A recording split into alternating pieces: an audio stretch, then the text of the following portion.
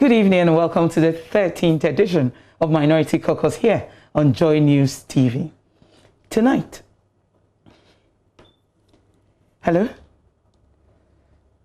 tonight's edition promises to be thrilling. If you recall, in our 4th edition, we came your way with a stinking Agyapa Royalties agreement.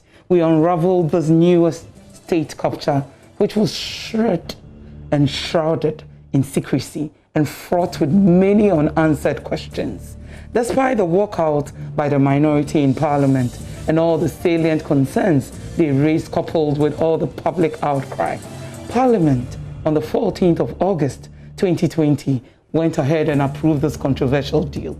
This controversial Agyapa agreement, after its approval by parliamentary and the parliamentarians, sparked a lot of national debates on whether or not the deal was in the good interest of the Ghanaian people. The Finance Minister, Mr. Ken Ofori-Atta, in a press briefing in Accra on the 17th of August, asserted that the Agyapa Mineral Royalty Limited agreement was the best deal for Ghanaians and Ghana's gold. Following the criticisms by the minority in Parliament, civil society organizations and a section of the public raised red flags in the Agyapa deal. The Office of the Special Prosecutor, as part of its anti-corruption mandate on the 10th of September this year, commenced a corruption risk assessment of the Agyapa deal.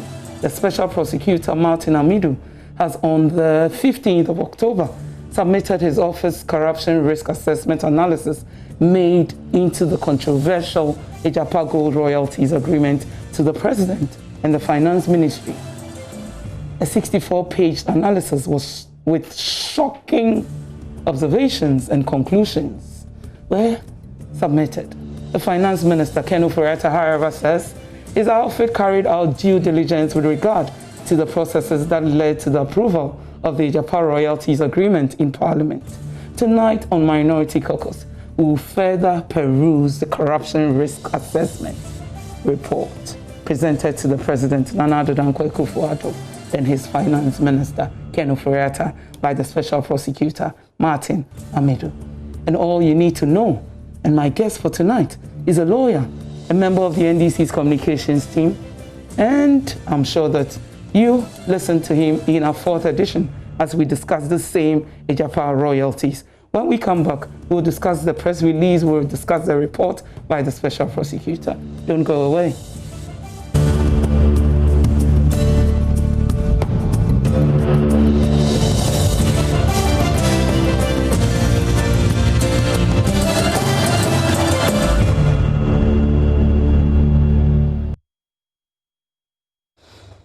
Thank you very much, Lawyer Duji, for joining us. We are grateful for your time. Obi, good evening, and good evening to our cherished viewers that once again, they've made time to join us for this, what promises to be exciting, and your able producers, Obi. They're fantastic producers, I must say. And I'm sure civil societies raised red flags, well-meaning Ghanaians bemoaned the public good of the transaction. Minority in Parliament staged the walkout when the agreement was brought to the fore for approval. Majority approved the agreement that seek to cede our gold royalties for a lump sum of money today.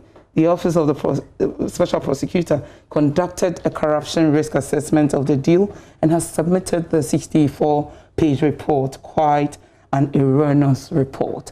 First of all, I want to ask, I have seen a video, the ex-president calling Mr. Martin Amidu's one line at the end of that report as what sort of stupidity is that? I have heard a few people say that that was a very strong word to use on the Special Prosecutor. First of all, let me ask you, do you agree with what the ex-president said? And why do you think that he used that word? Obi, I even think that the ex-president was charitable to Martin Amidu. Look, let us not mistake this. Martin Amidu is not doing any work of a special prosecutor. Martin Amidu is simply a bitter jealous, old NDC foundational member who cannot, for his life, just think that they who started PNDC, NDC, suddenly a young man comes onto the scene 1996, becomes deputy minister, becomes running mate, becomes vice president, subsequently becomes president. Martin cannot just, he does not have the presence of mind just to admit that when he and Professor John Evans Atta-Mills tried the 2000 election and failed, and Mills had to now come with John Dramani Mahama in 2008 before he was able to become president. Look, Obi, that is the position Martin finds himself. In the year 2016, November around this time, Martin Amidu did a video and asked Ghanaian electorate to vote against John Dramani Mahama. You remember? Very well. Good. Martin simply wants to be relevant as far as the 2020 election is concerned. The man is idle. There is nothing. Look, when you say idle, what do you mean? He's overwhelmed with the corruption under the Akufo-Addo administration. You see, Obi, if you, with so-called image of anti-corruption, whatever, okay, now goes to support, say, you, Obi, and you become president, and today, every other day, there is another allegation of corruption against an appointee or persons associated with President Akufo-Addo. Martin Amidu cannot believe that the man he campaigned for has suddenly become the citadel of corruption. Everything about Akufo-Addo is corruption. And I'll just give you one example. Look, we were all here when on the 20th day of July 2018, Minister Boakye Agyapa entered into an agreement, innovation agreement, with a company called Miscellaneous. On the 24th day of that same month, July, Minister Boakye Agyapa wrote a letter to the president for executive approval for the innovation agreement. Within 24 hours, the president communicated his executive approval through his cousin and executive secretary, Nana Bediatu Asante. When the minority, can you imagine, on 25th day, we were then about going to bury, in July, ending of July, we're burying a Misata. Yes. At the conference center. Unknown to us, the MPP majority were in parliament about to pass the Ameri Innovation Agreement. Whereupon, they have inflated the Ameri deal by $800 million. Who gave the executive approval? President Akufo-Addo. He was misled. Now, when the minority caught him inflating the Ameri deal by $800 million, on the 3rd day of August, Friday, 2018 edition of the Statesman newspaper, President Akufo-Addo misled. President Akufo-Addo misled. Now question, how many more of these deals that Akufo-Addo had given executive approval that he has not been misled? Look, let's start this conversation. I have with me here 18th June 2018. 2020. Whose letter? Ken Ofori-Atta. Now this is what he says. Secretary to the President, request for executive approval of a bill for the amendment of the Mineral Income Investment Fund Act 2018. This is Ken Ofori-Atta. And see how the whole game. So Ken Ofori-Atta writes a letter.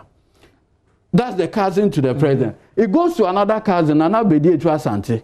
Then it goes to their Ogboro. Yeah. Akufo-Addo. So you see the tripartite element, the three. And this is how they are playing with Ghana. And so when Martin Amidu, upon all these things, found out that his friend, Akufo-Addo, is now engulfed in corruption, all he decided to do is to draw John Dramani Mahama in the conversation. How does he come in? No, so as to equalize. Because you see, in 2016, Nobody knew Akufo-Addo because he's not had the benefit of leadership. Of course. This time round, Martin Amidu cannot do another video telling us that we should vote for his friend. So he has to level up by equalizing. And he has succeeded partly. Because like today, we're supposed to be dealing with Agyapa, but we are now talking about Airbus. That is exactly the game plan of Martin Amidu. He's a seasoned politician. He had been part of this political conversation for well over 40 years. So he understands how political conversation in this country is. And so he deliberately put in that small Airbus thing just to equalize for his friend Akufo-Addo. But I can assure him one thing. Look, the Airbus matter, there's a deferred prosecution agreement and an approved judgment by the Crown Court of the United Kingdom. Nowhere, I repeat, nowhere in the whole report is there any evidence that John Dramani Mahama received £1 from Airbus or anybody. So what do you make of the press release from the Special Prosecutor's Office? It's a joke. Martin Amidu is a classical Deal joke. with that press release. Look, let me tell you something. This is the act establishing the Office of the Special Prosecutor. Look, if you go to sections 28 of the act, it reads, the Special Prosecutor and authorized officer shall exercise the powers of a police officer specified in the Criminal and Other Offences Procedure Act 1960, Act 30, or any other enactment. What is this power of a police officer? The power of arrest. President Akufo-Addo referred the Airbus matter to Martin Amidu February 2019. From February 2019 to date, Martin Amidu has not had the courage. So that's over a year. More than a year. He's not had the courage, the presence of mind to say, I am inviting you, John Dramani Mahama, because I have evidence that you are part of ABCD. You know what he did as a coward?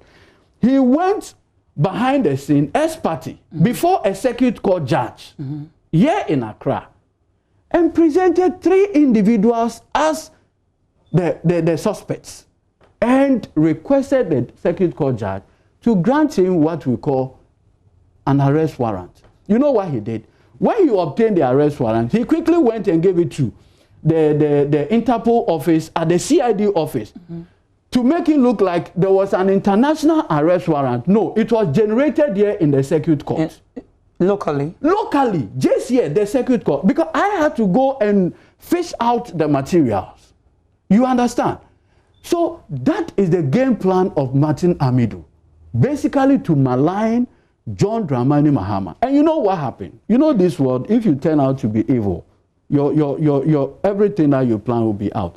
President Akufo-Addo specifically called Martin Amidu to ask him about the status of the Airbus, investigation. Martin Amidu informed him that he did not have investigators. President Akufo-Addo then summoned the IGP and the CID boss. How come that the police investigators helping Martin Amidu are no longer with him? Because he was having a problem with the police officer, so they left. He should come and deny this. So at all material time, the pressure Akufo-Addo is putting on Martin Amidu is creating frustration within him. And so therefore, he had to equally come with the name of John Dramani Mahama in this conversation. First of all, Martin Amidu, very seasoned lawyer. He knows that by reason of the 1992 Constitution, and by reason only of the fact that John Mahama is a former president, he enjoys immunity from criminal prosecution. And that immunity clause has been triggered. It is operational because you can only prosecute him within 3 years upon leaving office. And they were not able to. Look, today I want to share some few information. When the MPP came to power, President Akufo-Addo, for whatever reason, quickly got the IGP to set up a new unit at the CID called the Forensic Financial Unit. My face is very popular with them. All the investigators, they know me. They started looking for appointees of John Mahama. Not only that, they took their mobile phones to London, Crow. The Crow that had a problem. Yeah. Good. Crow office in London. In fact, some of the mobile phones and laptops, I had to go and take it for my client. Just to find evidence linking John Mahama to any of his appointees through their digital footprint without success. For 3 years. In fact, in one of the instances, when they saw the company profile, they saw the name of a lady. When they saw the name of the lady, they thought it was John Mahama's sister. So they had gone to her house and airport to do what they call recce or whatever they call it. I had to approach them to say that no, the person whose name appeared in the company is not Mahama's sister. It's an old lady, retired nurse, living at Domi Pillar 2. Can you imagine? I took the police officers there, the investigators. So Akufo-Addo has spent all his administration looking for corruption against John Mahama without success. And so he has to get his new friend Martin Amidu to put in. That is why I'm saying that John Mahama was charitable to him. I might have said something worse. Because there is no basis at all. First of all, Martin Amidu wrote to the UK Serious Fraud Office. They didn't mind him. They told him that you are not a party. The issue was between Airbus and the SFO. It was investigated by the Department of Justice in the US and the French security agencies. You are not a party.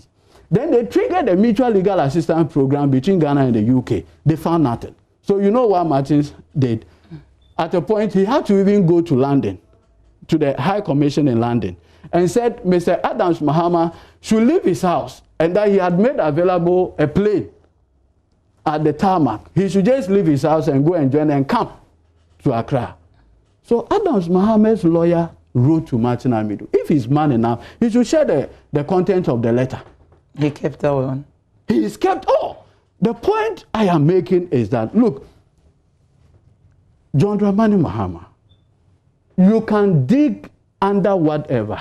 You won't get any evidence of corruption against him. Let's play the same card against Akufo-Addo. First of all, the American Innovation Agreement, who gave the executive approval? Akufo-Addo. Do you know that as we speak, John Mahama created the Ghana Infrastructure Investment Fund using 2.5% VAT? You remember? Very well. Good. When Akufo-Addo came, you know what he did? The wife, Rebecca's sister, called Auntie Regina, the husband, Dr. Nyantechi, who President Akufo-Addo appointed onto the Bank of Ghana board, had a company. You know what they did? Africa Investment, whatever. They are building a hotel at the airport city. They decided to give money from the Ghana Infrastructure Fund to that company. If President Mahama had given the money in the Ghana Infrastructure Fund to his brother, or John Mahama, what's the name? Lordina's sister's husband, can you imagine what will happen in this country? Anyway. No, Obi, can you imagine what will happen in this country that John Mahama had given Ghana's Infrastructure Investment Fund to Lordina's sister's husband? There will be war in this country. That is what Akufo-Addo is presiding. And Martin Amidu is aware of all this. And so, out of whatever, decided that, look, let me draw John Mahama into the conversation so I can level up for my friend who today had become the citadel of corruption. Akufo-Addo today had obtained a very dubious distinction as not only corrupt, but also superintending upon corruption. And anytime he's found out, he's developed this Pontius Pilate attitude.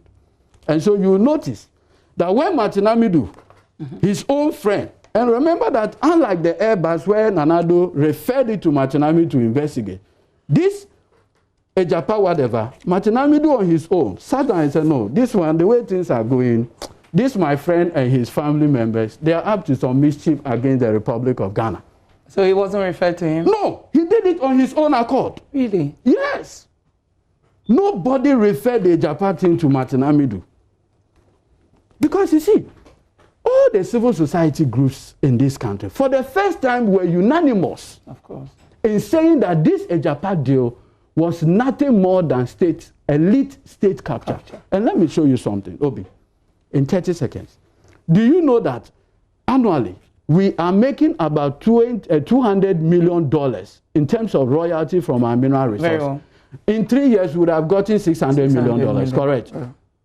Now, President Akufo-Addo, his cousin, Ken Ofori-Atta, Gabi Asare-Chidako, that clique decided that they are going to use our royalties more or less as collateral for $500 million for 15 years. Which we can make in 3 years. In 3 years. If Ghana belongs to Akufo-Addo, would he do this? Anyway, the minority in parliament raised the red flags. I'm sure that we have some videos that will show before we get into the real discussion so far as this report is concerned. Can we have the video now? Those voluminous documents were presented to us today. We are expected to read everything, conduct due diligence, investigate it. An agreement worth $1 billion, and you want everything approved today. What was this government doing all this while? That it chose to bring that agreement just today on the day that Parliament is rising. What are they afraid of? Number two, like the learned Ayene said, if there is no law, on what basis then do you bring that agreement? That approve this agreement in anticipation of a law that has not even come into existence. It's like taking a bird, plucking its feathers, and asking for the identity of the bird. This is unfortunate. We cannot be part of an illegality. But even more importantly, and members of the press, I plead with you, go and take the 2020 budget. Ghana is getting about 1.3 billion from mineral royalties alone. When you convert that into dollars, that is about $200 million every year. Having failed to achieve anything meaningful, and in an act of desperation, this government has decided that they will go and borrow 500 million. And after which, and please listen to me carefully, after borrowing 500 million, for the next God knows how many years, in perpetuity, they are ceding 75.6% of our mineral royalty income. The special prosecutor dwelt extensively on the processes leading to the appointment of the transaction advisors. And also the mandate agreement that was signed with the government of Ghana. This was never part of the request to Parliament. So you are bringing that to Parliament to do what? So you didn't deal with the transaction advisors at all? We never had the opportunity to deal with them. It wasn't part of the things you considered? Not at all. So you'll be asking us to look at what? But it's so central. That's so central to the agreement. Exactly. That is the reason we abstained from the transaction. Because we just didn't have the right information to take the decision. And I am very happy that the special prosecutor... Welcome back. My guest is lawyer Idrisi Tamaklo. Even Parliament was asked to peruse this voluminous agreement for consideration and subsequent approval in 24 hours. Obi, let me tell you. Why the rush? This Agyapa deal and everything that has happened is a huge rebuke of Che Mensah Bonsu and the MPP minority. And I'll show you why. See, in this letter dated 18 June 2020, you have Minister Ken Ofori-Atta asking or requesting for executive approval of a bill for the amendment of the Mineral Income Investment Fund. Now, let me just read here. He said the need for the amendment is to provide legal backing to the transaction that will be carried out to operationalize the provisions of the MIF Act. This is it. This is Minister. Now, the president asks again Nana Santi Bedietu to communicate his approval. So you see, the tripartite element. And then he did. Parliament on the 14th day of August gave approval to the Agyapa deal. Do you know when the president assented to the amendments? On the 27th day of August. 27th day of August. So you go to the president, give me legal authority so that I can amend. On the 18th of June. Yes, an amendment. So it will give me the legal backing to do something. Exactly. Now, before the amended act will come into place, Ken Ofori-Atta has done that thing already. Because until the president assent to the law, it does not become law. The president assented to the law, as viewers can see, 27th August 2020. Right? Yeah. By which time, by 14th August, Ken Ofori-Atta had already done whatever he wanted to do. Is that legal? No. No, you cannot. Why would he do that? Exactly. They are in hurry to take what belongs to Ghanaians for themselves. And I'll show you why. Obi, experts have come out, and I have listened to respected lawyers like Fuichi Kata and co. Respected in terms of their understanding of our mineral law, the architecture and others. You can give it to them. He came out and said, look, the value of our mineral resources, if you put it together, it's nothing less than $2 billion. 51% of $2 billion should be how much? Over 1 point something billion. Today, you claim that our share, 51% in this whole deal, is $500 million. Oh. So even the deal was undervalued when the NDC minority asked, give us the prospectus, give us the one who did the valuation of the mineral royalty and its value. Up to date, we don't have it. Obi, would you sell your house without a valuation report? Obviously, no. So we were putting our mineral royalties out there to flow them for whatever IPO without valuation. And you know the trick they wanted to do? They will sell it cheap. Then they will turn around. So they form the company in the offshore. So you and I cannot have access. If they do it in Ghana, we just go to the Registrar General. So they decided to do it offshore so that they will turn around. And then when they buy it cheap, they will sell it at a higher point. Then they will get more profit for themselves. Why? Why? President Akufo-Addo, why? Why shall it profit a man to gain the whole world? The paragraph 4 actually zeroed in on the transaction advisor to this deal and how he was appointed. It has also indicated that the selection of the advisors for the deal failed to meet the standards of transparency and accountability. What went wrong with the appointment of Imara Corporate Finance and the other transaction advisors?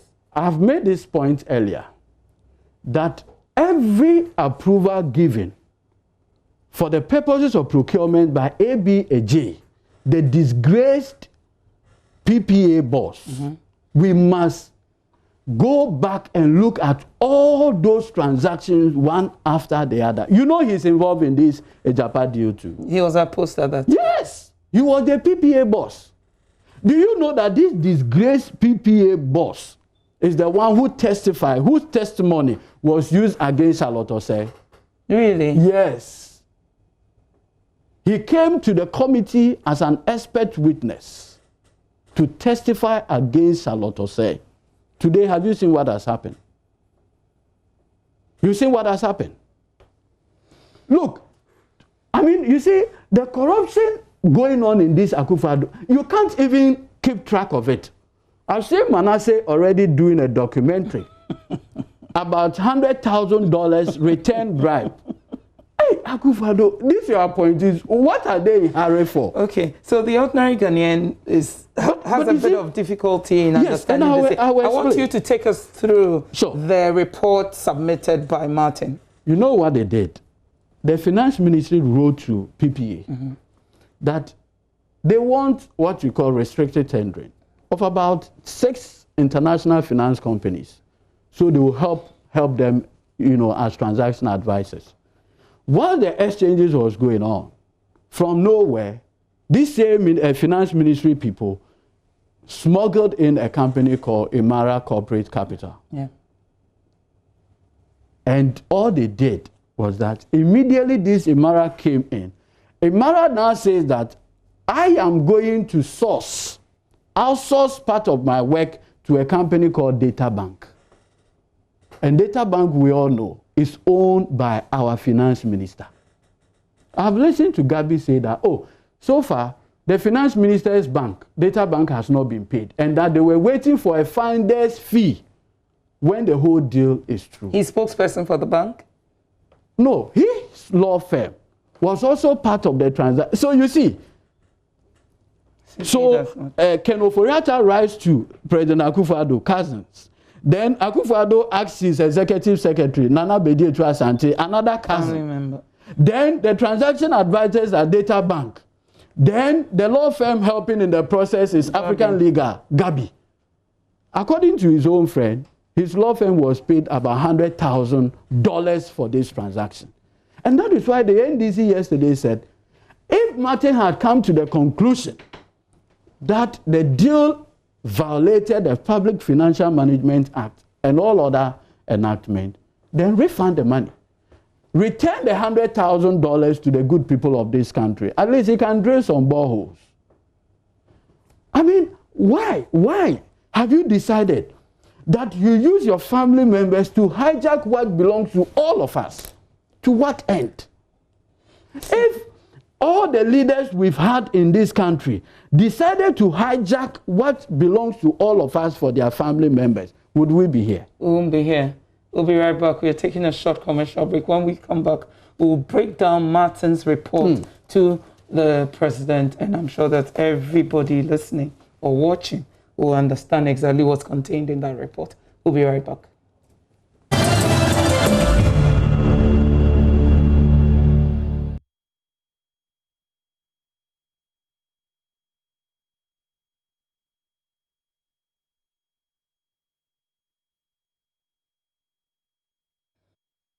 Thank you very much and welcome back. I wanted lawyer before we went on the break. And you see, take us through this report. Let me even take you through. One of the things that Martin Amidu even found is the fact that they didn't have documentation. They were just doing the thing like that. So immediately he started asking for documentation. You know what they started doing? They started generating manufacturing documents to fill in the gap. And make the finding that in some of the letters, they are not even dated. In fact, in the particular case, he said the letter appointing Gabi's law firm, even the November was written in ink. Martin Amidu found it here. And it's captured? Yes, it's captured here. He said they wrote it in ink. And he said it is unique. These are the findings by Martin Amidu himself. And you see, what is striking about this report is that it is not John Mahama who asked him to go and do it. He, on his own accord. Look, the unique case of the engagement of African Legal Services as service provider and advisor. It is regrettable. Yes, that's how he started it. And so if you go through this report, page by page, and let me read something to your viewers. It says, the foregoing examination and analysis have been undertaken to show why the African Legal Associate appointment is unique.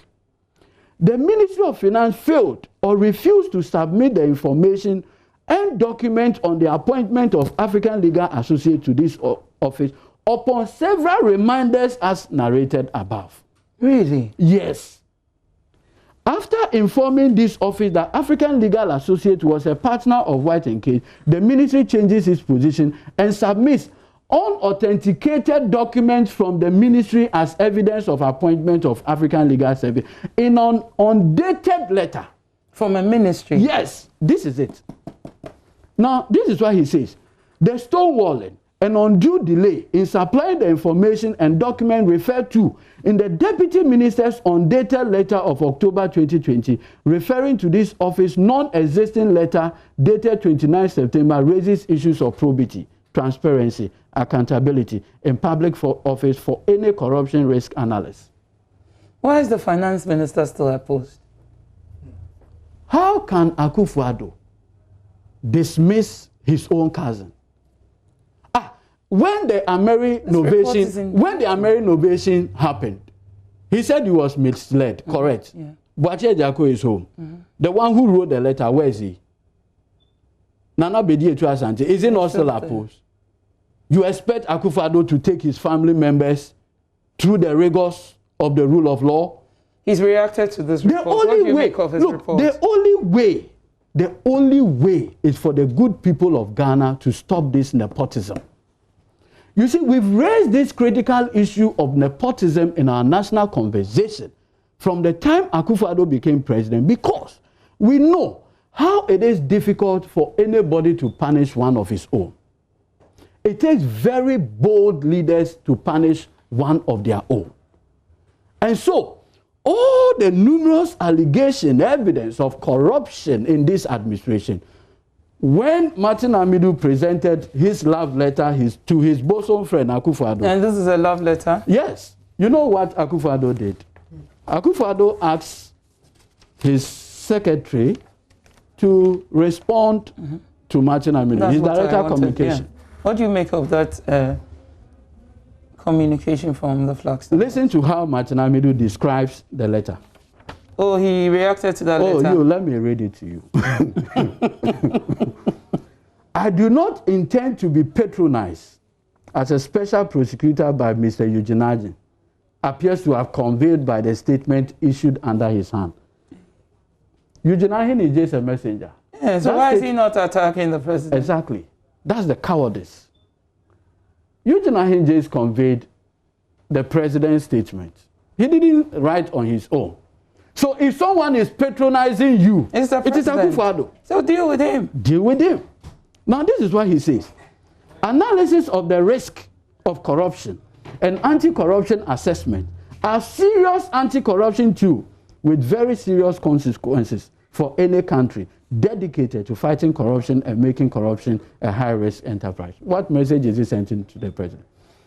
He said, quote, the 64-page report was analyzed and assessed professionally and referenced with detailed analysis of the risks of corruption of the Agyapa deal, from which no one can just pick and choose what he wants. Who was doing the picking and choosing? Akufo-Addo. This is how he concludes. The documents and the facts are real and were not manufactured by the special prosecutor. The office of the special prosecutor was either seriously intended to prevent and fight corruption or only intended as a showpiece to be trivialized.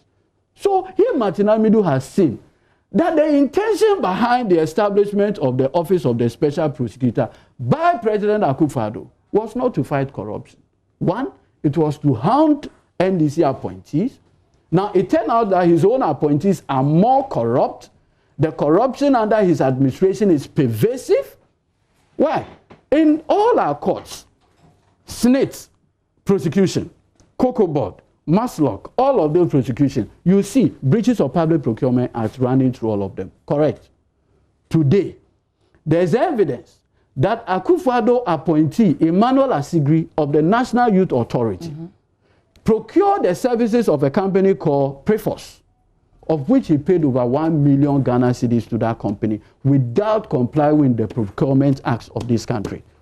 It's been more than a year. How come that Akufo-Addo's Attorney General is selective in the application of the laws of this country? Why? Do you know that in the Emmanuel Asigri thing, the two deputies to Emmanuel Asigri, Richard Achampo, the whistleblowers, they were punished by Akufo-Addo by dismissing them. Why is it that when you saw the corruption, you didn't keep quiet and expose it? So they were dismissed. They are home now. In fact, one of them was my senior in Legon, Rocky Obin. Richard Achampo actually kept a voucher in his drawer until the deal blew out. What did Akufo-Addo do? He said, go home. Next time when you see some of these things, you will keep quiet. So, Obi, so what specific recommendations does this report? This is what, you see, that is why I am disappointed in Martin Amidu. And I'll demonstrate to you. Here, Martin Amidu, after all the analysis, everything, comes to the conclusion that whatever the finance minister, the deputy finance minister did, and this is how he concludes, page 57. He said, all the parties to the mandate agreement are deemed to have known the law, but ignored it with impunity in signing and implementing the mandate agreement. What do you do to such people? Yes. So I'm coming there. In implementing the mandate agreement, which is now void ab initio, as violating the Public Financial Management Act, Act 921, and the Public Procurement Act at 663 as amended. Now, this is how it goes. This conduct, which appears to have been in furtherance of the suspected bid rigging in the assessment of this office. Now, look at the act.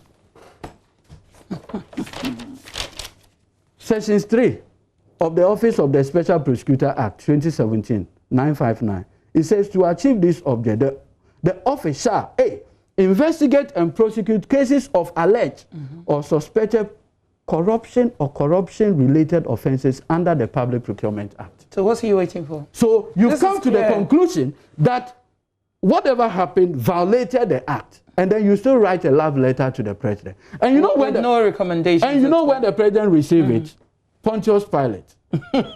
Minimum. So take it back to Parliament. Question: when there are breaches of the Public Financial Management Act, what role does Parliament have to play? No role. 2, the president himself has no role. If you look at the Public Procurement Act, what it says is that a breach can be rectified by the authority itself and none other.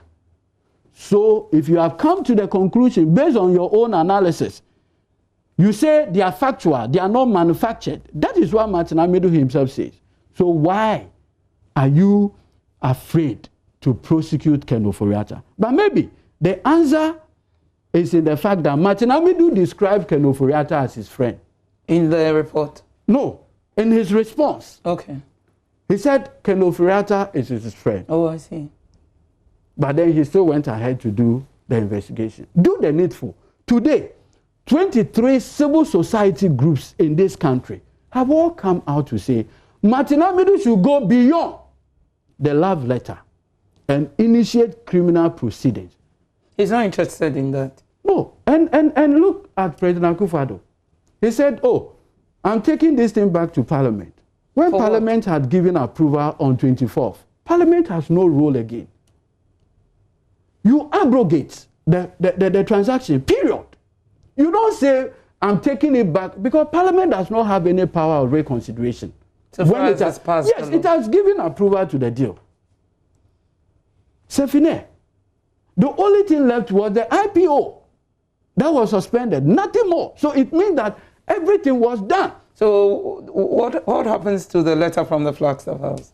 No, I mean, as for that letter, Martin Amidu himself said that letter from Flagstaff House is a pick and choose. Oh. And it's patronizing. Okay. And it makes Akufo-Addo looks like he just set the office for showmanship at the show boy. Is that not what we're seeing? Exactly, that is what we are seeing. Look, Obi, when we talk about issues of nepotism under this administration, it is more like contrived, like we sat somewhere.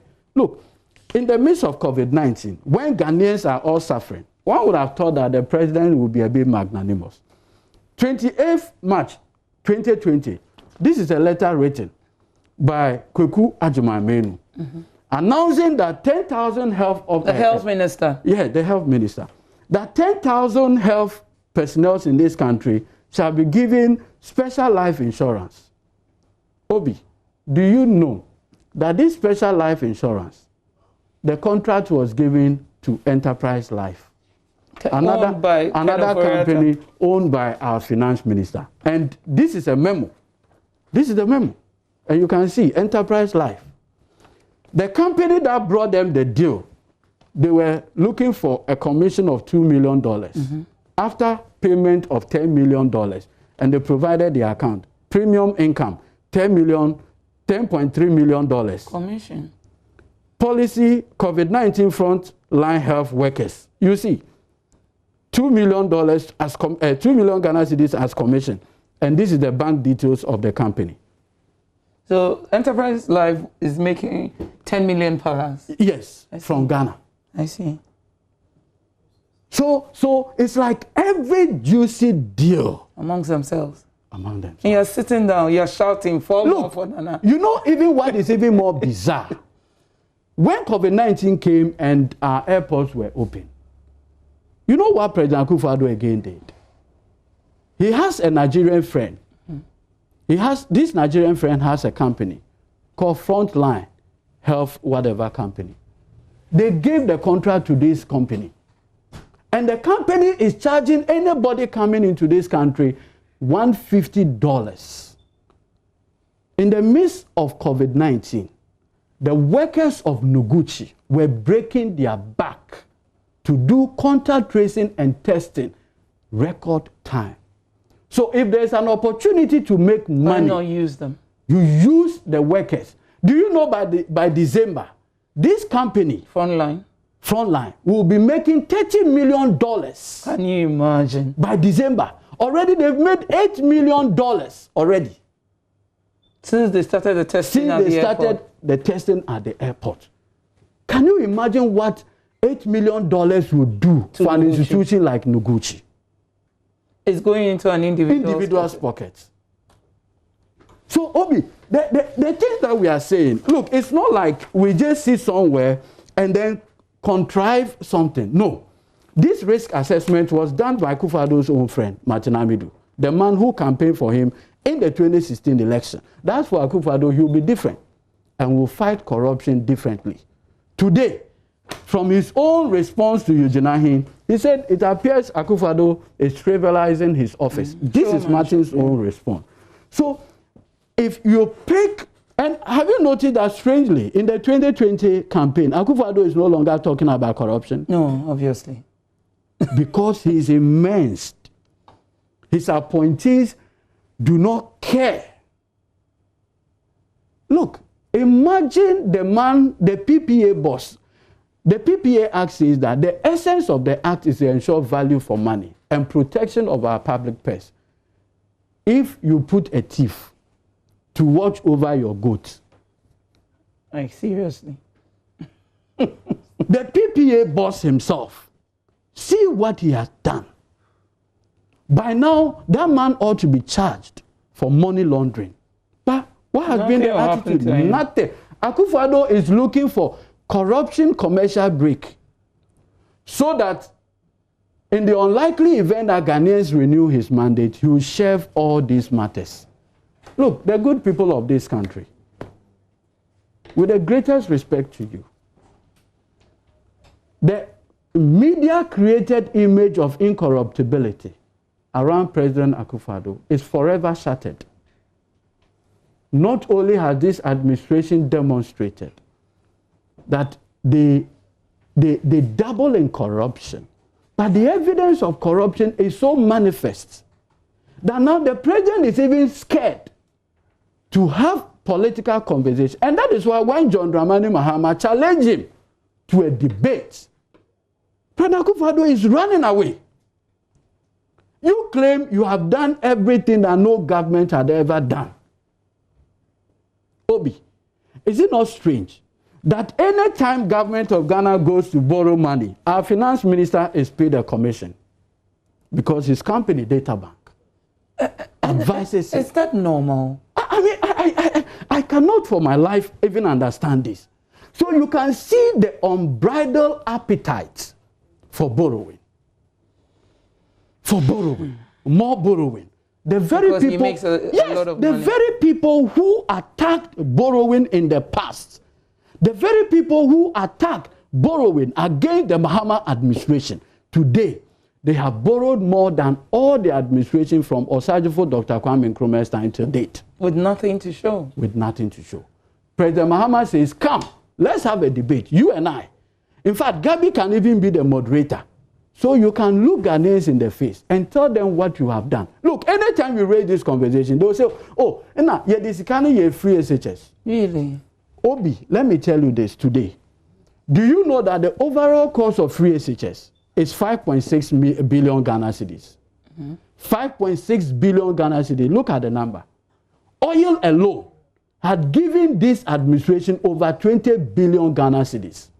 So even if you took the 5.6 from oil, you'll still be left with almost 14 billion.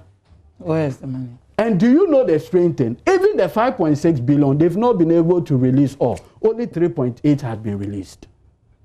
So this government had gotten more money than any administration. Why? The Bible says to whom much is given, much is expected. Much is expected. And that is why President Akufo-Addo is running away from every debate. Because he knows he cannot account for the huge monies that he had obtained relative to his performance. And these same people have the temerity to look Ghanaians in the face and say, 4 more for Nana. 4 more to still more. 4 more so we can have themselves. 4 more so we can have the Donkomi contract for sale. Exactly. And you, 4 more, foot soldier of the MPP, what have you made? One of the biggest corruption scandal under this administration was the Boss contaminated fuel thing. You know what happened? When Alfred Obi, who is now the MPP parliamentary candidate, the last Nanado went there and raised his hand. When we unearthed the corruption scandal, you know what he did? Nanado quickly got the national security to clear the man. National security cleared the man and said, Alfred Obi went through the procurement processes before giving the oil to Moving Pina. What national security didn't know is that Alfred Obi had granted an interview on Atinka FM and said he had a phone call that he should release the 5 million contaminated fuel to no other company but Moving Pina. When he did that, without procurement processes, he was later informed that 2 companies wanted it, Mark West and Zoop Oil. And so he now then asked Moving Pina to now give what they have gotten, part of it, to these 2 companies. Meanwhile, National Security generated a report and said the man went through Procurement Act. What they didn't know is that the man had given an interview on Atinka FM.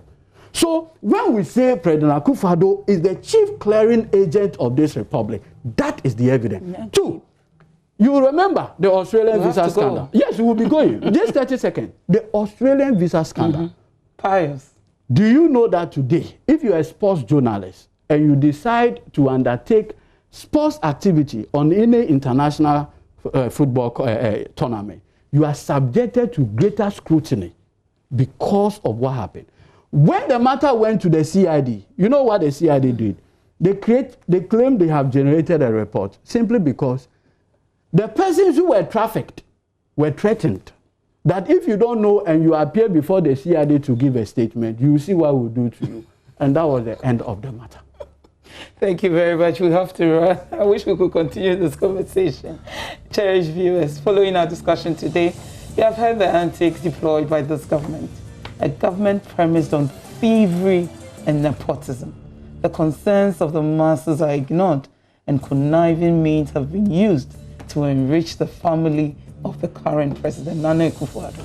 Must we wait till the resources meant for the Ghanaian people be shared amongst before you finish, do you know that the president has gotten all media houses not to discuss the Sisters Keepers expose? My Sisters Keeper, we'll discuss this, why not? The nation is for all of us, not a leader and his corrupt accomplices. In a couple of weeks, we return to the polls to make another choice regarding our future as a country. Are you going to give your livelihood to the family of the current president, or you are going to vote for the man you know, the man you can trust, His Excellency John Dramani Mahama? Vote number 2 for the life and sustainability of this nation depends on it. Your number 2 will count and it will make a difference. Thank you very much. We'll be back same time next week. Thank you, lawyer Edudi Tamaklo. He's on the legal team and also part of the communications team. We are out of here. Evidence is Thank you very much.